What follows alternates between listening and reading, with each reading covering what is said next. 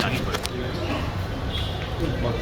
তারপরে নতুন সরকার ক্ষমতায় আসার পর জামায়াতে ইসলামী সেক্রেটারি জেনারেলের স্বাক্ষরিত একটি দরখাস্ত দায়ের করে পুনর্বিবেচনার জন্য। এই দরখাস্তটি 22শে আগস্ট 2024 তারিখে দায়ের করা হয়।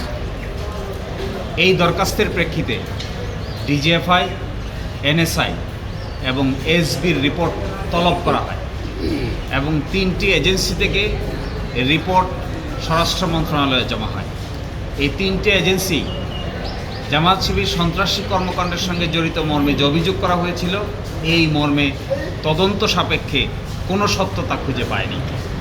অতঃপর মিনিস্ট্রি অফ হোম থেকে সিনিয়র সেক্রেটারির নেতৃত্বে 3 সদস্য বিশিষ্ট একটি রিভিউ প্যানেল গঠন করা হয়। আইন অনুযায়ী 19 নম্বর ধারার রিকোয়ারমেন্ট মোতাবেক এই রিভিউ প্যানেল গঠন করা হয়। এই রিভিউ প্যানেলে বিষয়টি পুঙ্খানুপুঙ্খভাবে আলোচনা হয় এবং তারাও অতীতের এই অভিযোগের সমর্থনে কোনো তথ্য প্রমাণ খুঁজে পাননি। এরই প্রেক্ষিতে এই বিষয়টি মাননীয় স্বরাষ্ট্র উপদেষ্টার কাছে উপস্থাপন করা হয়।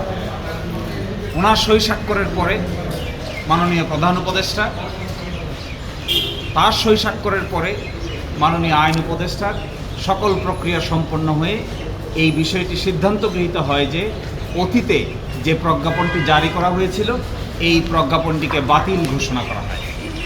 কিছুক্ষণের মধ্যেই, অল্প সময়ের মধ্যেই আপনারা এই সিদ্ধান্তের গেজেট আপনাদের দেখতে পাবেন, ওয়েবসাইটেও দেখতে পাবেন, আপনাদের কাছেও সেটা অ্যাভেলেবল হবে। এবং এই প্রক্রিয়া করতেই আমি বলেছিলাম যে গতকালকেই করার কথা ছিল, যেহেতু প্রক্রিয়াটা একটু লম্বা, আইন মোতাবেক আইনের প্রত্যেকটি ধারা উপধারা ফলো করে এই কাজ করা হয়েছে। আমরাও চেয়েছি আইনের কোনো ব্যত্যয় যেন না হয়, আইন মানতে যেন কারো কোনো আপত্তি না থাকে এবং আইনের ক্ষেত্রে যেন কেউ কখনো বলতে না পারে যে জামায়াত ইসলামী আইনের বাইরে কাজ করেছে। এই জন্য প্রতিটা পদক্ষেপ সূক্ষ্মভাবে সম্পন্ন করতে গিয়ে কিছুটা সময় লেগেছে। এই জন্য গতকালকে প্রজ্ঞাপনটি না হয়ে আজকে অল্প সময়ের ভিতরেই এই প্রজ্ঞাপনটি পাবলিকলি প্রকাশ করা হয়। জামাত প্রতিষ্ঠার পর থেকে যে নিষিদ্ধের আদেশটি দেওয়া হয়েছিল 1 আগস্ট, এটি প্রত্যাহার হয়নি, এটি বাতিল হয়েছে।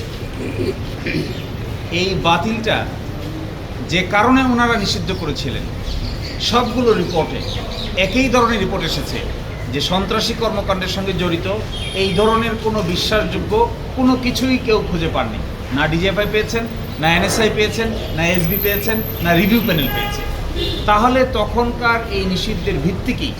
রিভিউ প্যানেলের এখানে মন্তব্য আছে যে ভিত্তিহীনভাবে তখন নিষিদ্ধ ঘোষণা করা হয়। আমরা যেটা আগেই বলেছিলাম যে আসলে এটি ছিল অসৎ উদ্দেশ্য প্রণোদিত, কোনো রকম আইনি প্রক্রিয়া ফলো না করে হুইমসিক্যালি, ইচ্ছাকৃতভাবে যখন তখন যা মনে হয়েছে তখনই তাই করা হয়েছিল। এই বিবেচনায় এই আদেশ আর টিকতে পারে না, সেই জন্যই প্রত্যাহার করে দিয়েছে।